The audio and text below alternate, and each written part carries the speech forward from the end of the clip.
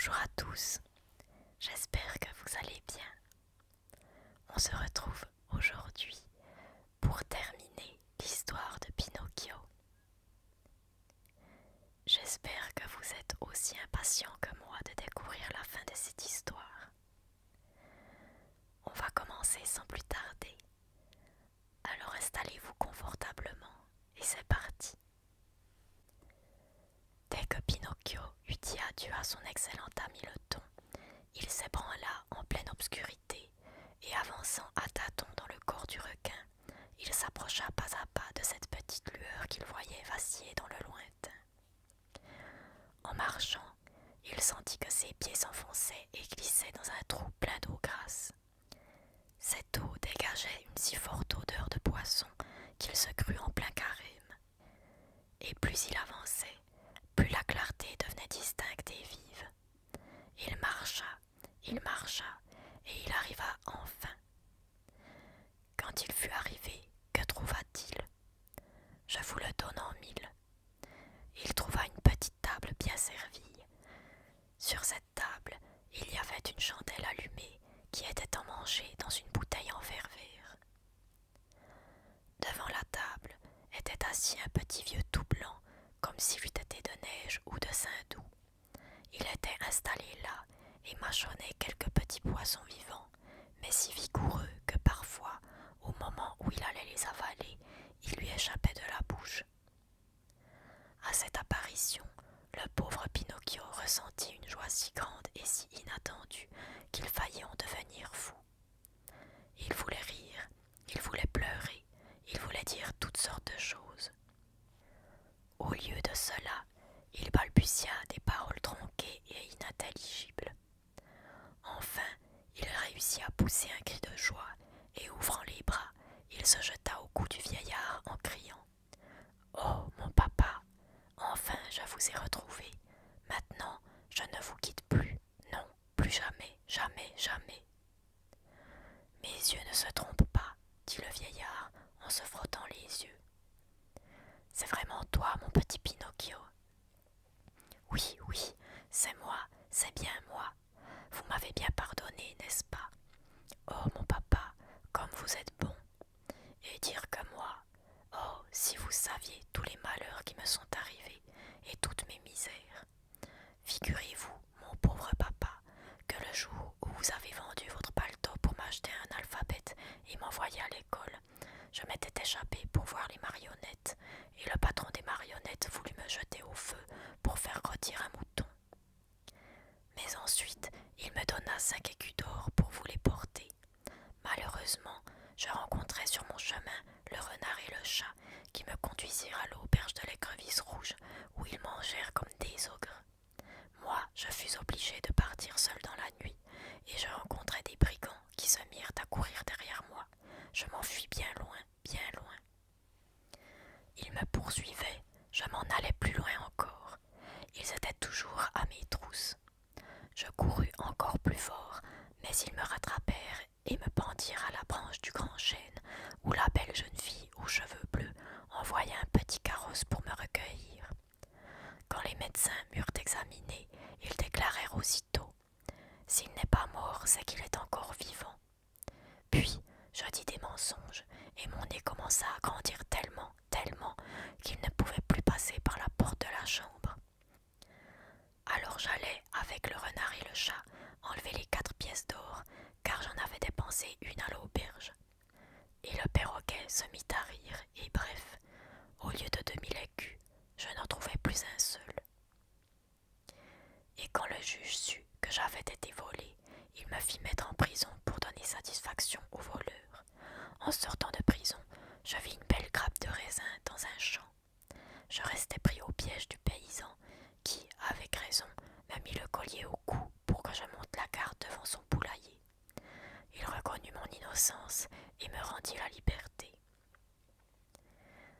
Mais le serpent à la queue fumante se mit à rire et rit tellement qu'il se rompit une veine du cou. Alors je retournai à la maison de la belle jeune fille, mais qui était morte. En me voyant pleurer, le pigeon me dit « J'ai aperçu ton papa en train de fabriquer une petite barque pour aller à ta recherche. »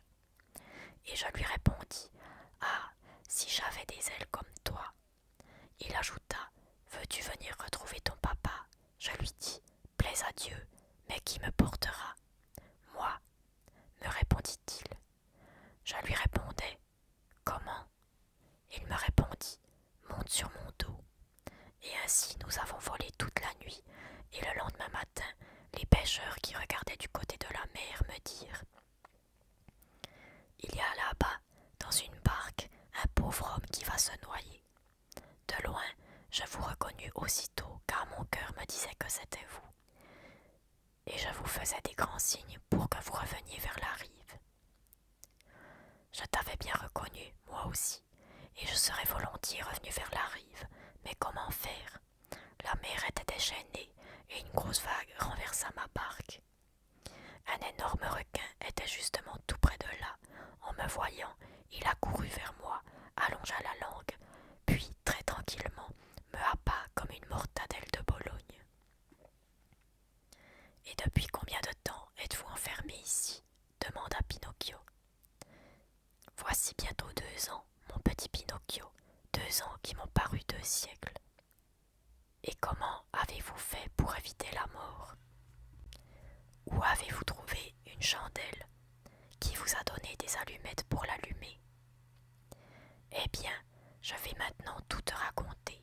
Sache donc que cette même tempête qui renversa ma barque avait également fait couler un grand bateau marchand. Tout l'équipage fut sauvé, mais le bâtiment coula à pic et le même requin qui, ce jour-là, avait un excellent appétit, engloutit le bâtiment après m'avoir englouti moi-même. Comment? Il l'engloutit tout d'une bouchée. Tout d'une seule bouchée, et il ne recracha que le grand mât, parce qu'il lui était resté entre les dents comme une arête de poisson. Heureusement pour moi, ce bâtiment était chargé non seulement de viande conservée dans des boîtes en métal, mais encore de biscuits, de pain grillé, de bouteilles de vin, de raisins secs, de fromage, de café, de bougies et de boîtes d'allumettes. Avec tout cela, grâce à Dieu, j'ai pu vivre pendant 2 ans, et j'en suis maintenant à mes dernières provisions. Aujourd'hui, il n'y a plus rien dans le garde-manger, et cette bougie que tu vois allumée est la dernière qu'il me reste. Et après, mon cher enfant, nous resterons tous les deux dans l'obscurité. Alors, mon petit papa, dit Pinocchio, il n'y a pas de temps à perdre, il faut penser bien vite à fuir. À fuir, et comment? En s'échappant de la bouche du requin et en se jetant à la mer, à la nage.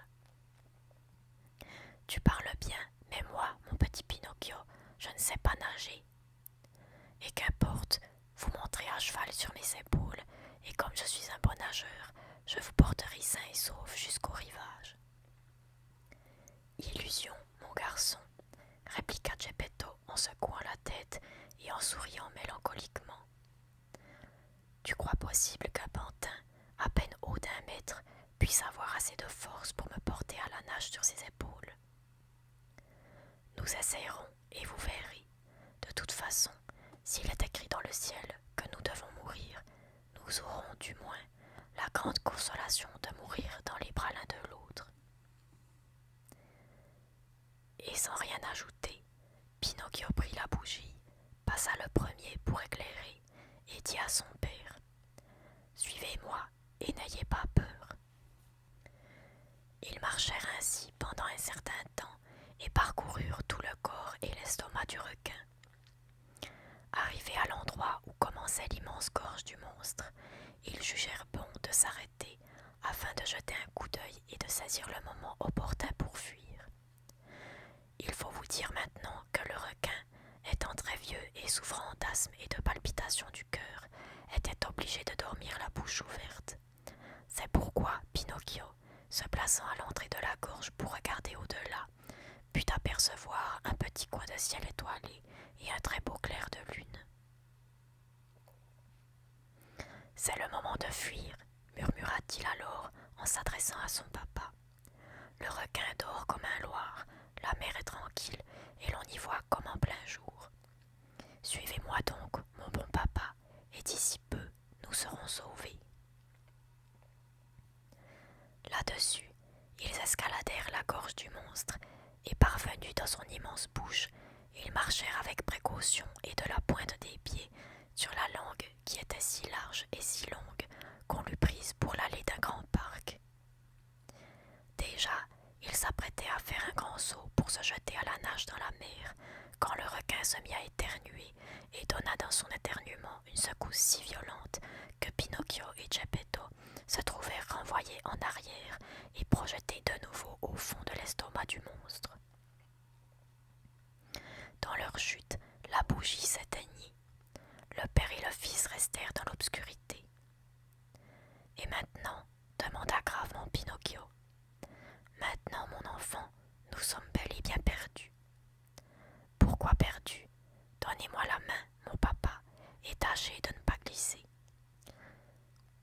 t'enfuis-tu? Nous allons de nouveau essayer de fuir. Venez avec moi et n'ayez pas peur. » Alors Pinocchio prit son père par la main, et marchant toujours sur la pointe des pieds, ils remontèrent ensemble la gorge du monstre, puis parcoururent toute la langue et franchirent les 3 rangées de dents. Avant de faire le saut décisif, Pinocchio dit à son père: « Montez à cheval sur mes épaules et passez vos bras autour de mon cou. Tenez-moi bien, je me charge du reste. » Dès que Geppetto se fut installé sur les épaules de son fils, le brave pantin, sûr de lui, se jeta dans la mer et se mit à nager. La mer était calme comme de l'huile, la lune resplendissait de toute sa clarté, et le requin continuait à dormir d'un sommeil si profond que le bruit d'une canonnade ne l'eût pas dérangé. Tandis que Pinocchio nageait avec vigueur pour regagner la rive, il s'aperçut que son papa, qui se tenait à cheval sur ses épaules et avait les jambes à moitié dans l'eau, tremblait très fort, comme si le pauvre homme eût souffert d'une grosse fièvre. Tremblait-il de froid ou tremblait-il de peur? Peut-être un peu de l'un et un peu de l'autre. Mais comme Pinocchio croyait que c'était la peur qui le faisait trembler, il lui dit pour le rassurer: « Courage, papa, dans quelques minutes, nous toucherons la terre et nous serons sauvés. » « Où se trouve donc cette rive bénie? » demanda le vieillard, toujours plus inquiet, en regardant au loin avec la fixité d'un tailleur qui enfile son aiguille. « D'ici, j'examine de tous les côtés et je ne vois que le ciel et l'eau. »« Mais je vois aussi le rivage, » dit Pinocchio. « Sachez que je suis comme les chats. J'y vois mieux la nuit que le jour. » Le pauvre Pinocchio feignait d'être de bonne humeur, alors qu'il commençait lui-même à se décourager. Ses forces commençaient à diminuer, sa respiration devenait bruyante et pénible. Bref, il n'en pouvait plus, et le rivage était toujours plus loin.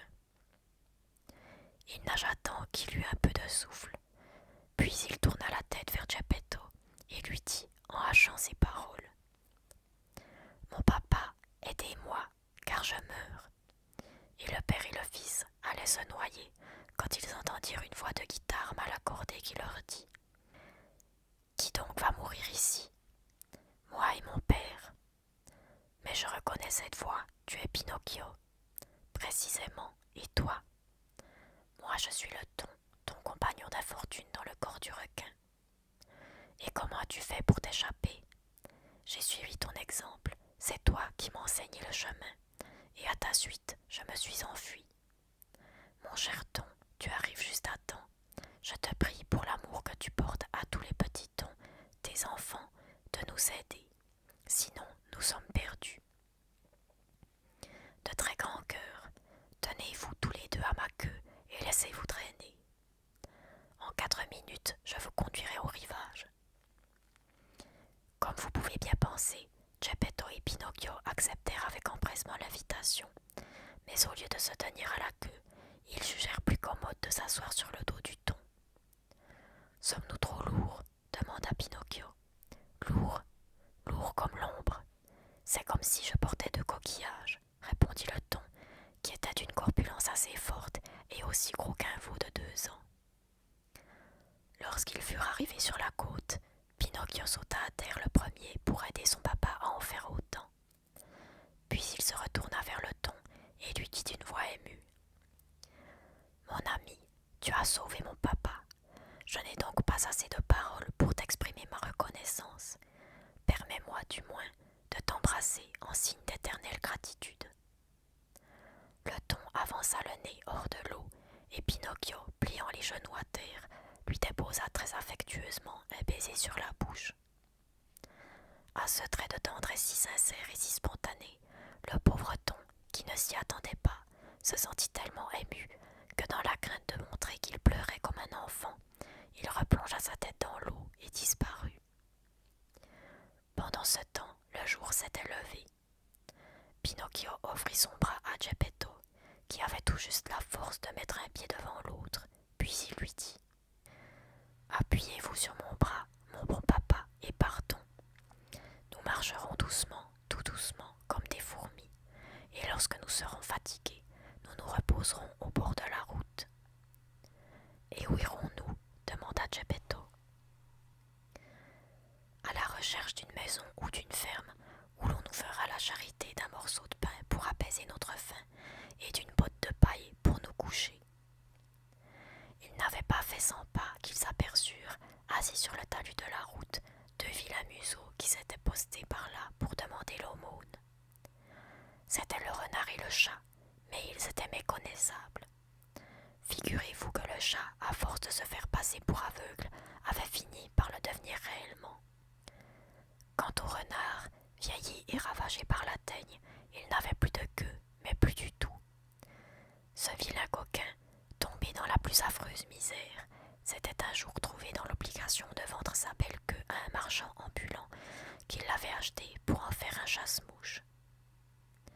« Oh, Pinocchio !» s'écria le renard avec des pleurs dans la voix. « Fais une petite charité à 2 pauvres infirmes. »« Infirmes » répéta le chat.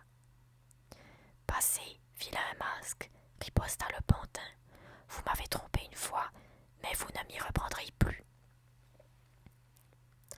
« Crois-moi, Pinocchio, nous sommes aujourd'hui pauvres et infortunés, en vérité. »« En vérité » répéta le chat. « Si vous êtes pauvre, vous le méritez. Rappelez-vous le proverbe qui dit « Argent volé ne profite jamais. » Adieu, vilain masque. « Aie pitié de nous, répéta le chat. « Adieu, vilain masque. Rappelez-vous le proverbe qui dit « La farine du diable s'en va tout en son. » Ne nous abandonne pas, je t'en prie, répéta le chat. Adieu, vilain masque, rappelez-vous le proverbe qui dit « Qui vole le manteau de son prochain, d'ordinaire meurt sans chemise. » Et là-dessus, Pinocchio et Geppetto continuèrent tranquillement leur route. À 100 pas de là, ils virent à l'extrémité d'un sentier, au milieu des champs, une jolie chaumière toute en paille, avec un toit de tuiles et de briques. « Cette chaumière doit être habitée, dit Pinocchio. Allons-y et frappons à la porte. » Ils y allèrent en effet et frappèrent. « Qui va là ?» dit de l'intérieur une petite voix. « Nous sommes un pauvre papa et son fils, sans pain et sans gîte. »« Tournez la clé et la porte s'ouvrira, » dit la même petite voix. Pinocchio tourna la clé et la porte s'ouvrit. En entrant, ils regardèrent autour d'eux et ne virent personne. « Où est le maître de la chaumière ?» dit Pinocchio étonné. « Me voici. » Le père et le fils levèrent la tête et virent sur une poutre du plafond le grillon parlant. « Oh, mon cher grillon, dit Pinocchio en le saluant poliment. Maintenant tu m'appelles ton cher grillon, n'est-il pas vrai? Mais te rappelles-tu le jour où, pour me chasser de ta maison, tu me donna un coup de maillet? Tu as raison, grillon, chasse-moi aussi. Donne-moi un coup de maillet, mais aie pitié de mon pauvre papa. J'aurais pitié du père et même du fils, mais j'ai voulu te rappeler ta méchante action. Quand on le peut, il faut se montrer bon avec tous si nous voulons être traités avec bonté à notre tour. Tu as raison, grillon, tu as tout à fait raison, et je me rappellerai la leçon que tu me donnes. Mais dis-moi comment tu as fait pour t'acheter cette jolie chaumière. Cette chaumière m'a été offerte hier par une gracieuse chèvre qui avait la laine d'un très beau bleu. Et où est allée la chèvre? Demanda Pinocchio avec une très vive curiosité. Je ne sais pas. Quand reviendra-t-elle? Elle ne reviendra jamais.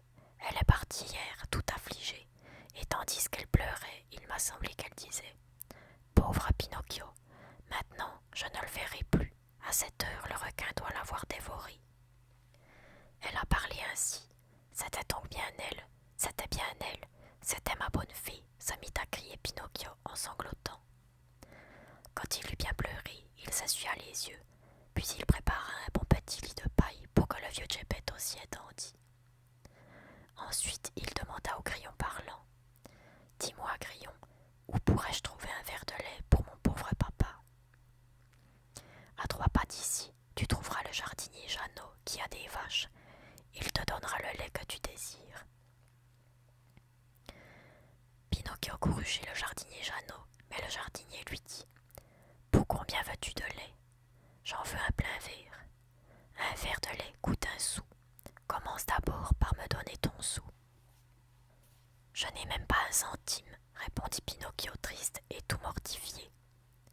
Tant pis, mon pauvre pantin, répliqua le jardinier. Si tu n'as même pas 1 centime, je n'ai même pas un doigt de lait à te donner. Hélas, gémit Pinocchio, et il se disposait à repartir. Attends un peu, dit alors Jeannot. Nous pouvons peut-être nous arranger. Te mettrais-tu à tourner la manivelle du puits? Qu'est-ce que c'est que cette manivelle? C'est l'instrument de bois qui sert à monter l'eau du puits pour arroser le potager. Je vais essayer. Eh bien, tire-moi 100 seaux d'eau et en échange, je te donnerai un verre de lait. C'est bien. Alors Jeannot conduisit le pantin dans le potager et lui apprit la manière de tourner la manivelle. Pinocchio se mit aussitôt au travail, mais avant d'avoir tiré 100 seaux d'eau, il fut inondé de sueur de la tête aux pieds. Il n'avait jamais ressenti une telle fatigue. Jusqu'ici, dit le jardinier, j'avais réservé cette fonction à mon âne, mais il est sur le point de mourir. Conduisez-moi auprès de lui, dit Pinocchio. Volontiers. Dès que Pinocchio fut dans l'écurie, il vit un beau petit âne étendu sur la paille, épuisé de fatigue. Quand il l'eut regardé en face, il se dit à lui-même tout troublé. Mais j'ai déjà vu cet âne-là, sa physionomie ne m'est pas inconnue. S'inclinant jusqu'à lui, il lui demanda dans la langue des ânes: Qui es-tu? À cette question, le petit âne ouvrit ses yeux mourants et balbutia dans la même langue: Je suis Lu, Mi, Nion. Puis il ferma les yeux et expira. Ah, pauvre le mignon, dit à mi-voix Pinocchio, et il prit une poignée de paille pour essuyer une larme qui lui coulait sur la joue. Tu t'aimes tant pour un âne qui ne te coûte rien. Que serait-ce si tu l'avais payé avec ton argent? Il vous faut dire qu'il était mon ami. Ton ami, mon camarade d'école. Comment? S'exclama Jeannot en éclatant de rire. Comment? Tu avais des ânes pour camarades d'école, alors tu dois avoir fait de fameuses études. Le pantin, mortifié par ces paroles, ne répondit pas. Il prit son verre de lait presque chaud et retourna à la cabane. À partir de ce jour, il continua pendant plus de 5 mois à se lever chaque matin avant l'aube pour aller tourner la manivelle et gagner ainsi le verre de lait qui était nécessaire à la santé débile de son papa. Bien plus, trouvant ce travail insuffisant, il apprit aussi, un peu plus tard, à fabriquer les corbeilles et les paniers de joncs. Avec l'argent qu'il gagnait, il subvenait avec économie à toutes les dépenses journalières.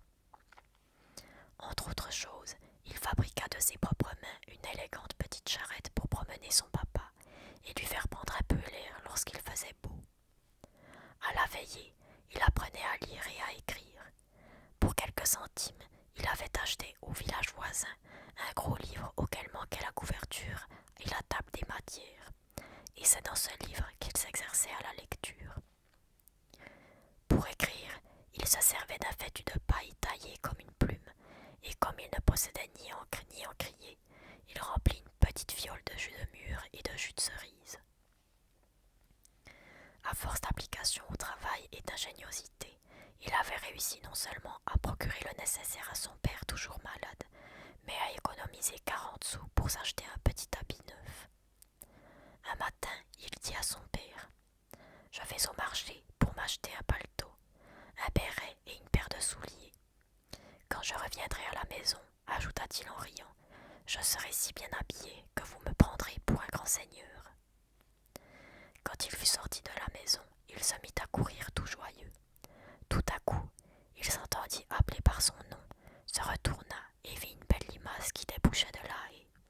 « Tu ne me reconnais pas, dit la limace. Il me semble. Tu ne te rappelles pas cette limace qui servait de femme de chambre à la fée aux cheveux bleus? Tu ne te rappelles pas le jour où je descendis pour t'éclairer et où tu restas le pied cloué dans la porte de la maison? Je me souviens de tout cela, s'écria Pinocchio. Mais réponds-moi vite, ma belle limace. Où as-tu laissé ma bonne fée? Que fait-elle? M'a-t-elle pardonné? Se souvient-elle toujours de moi? M'aime-t-elle toujours? Est-elle loin d'ici? Pourrais-je aller la retrouver? À toutes ces demandes, faites précipitamment et sans reprendre haleine, la limace répondit avec son flegme habituel. Mon pauvre Pinocchio, la pauvre fée est étendue sur un lit d'hôpital. À l'hôpital, hélas, frappée par de nombreux malheurs, elle est tombée gravement malade et n'a pas de quoi s'acheter un morceau de pain. Vraiment, oh, quel chagrin tu me causes, pauvre petite fée, pauvre petite fée, pauvre petite fée. Si j'avais 1 million, je courrais le lui apporter. Mais je n'ai que 40 sous, les voici. J'allais justement m'acheter un habit neuf. Prends-les, limace, et va vite les porter à ma bonne fée. Et ton habit neuf? Que m'importe l'habit neuf, je viendrai jusqu'à Séharde que j'ai sur le dos pour lui apporter un peu de secours. Va, limace, et dépêche-toi. Reviens ici dans 2 jours. J'espère pouvoir te donner encore quelques sous. Jusqu'ici, j'ai travaillé pour secourir mon papa. À partir d'aujourd'hui, je travaillerai 5 heures de plus pour secourir aussi ma bonne maman. Adieu, limace, je t'attendrai dans 2 jours. La limace, contre son habitude, se mit à courir comme un lézard pendant la canicule. Quand Pinocchio rentra, son papa lui demanda: Et ton habit neuf? Il ne m'a pas été possible d'en trouver un à ma taille. Bah, je l'achèterai une autre fois. Ce soir-là, Pinocchio, au lieu de veiller jusqu'à 10 heures, veilla jusqu'à minuit. Au lieu de faire 8 corbeilles de jonc, il en fit 16. Puis il alla se coucher et s'endormit. En dormant, il lui sembla voir en rêve la fée, belle et souriante, qui, après lui avoir donné un baiser, lui dit: C'est bien, Pinocchio.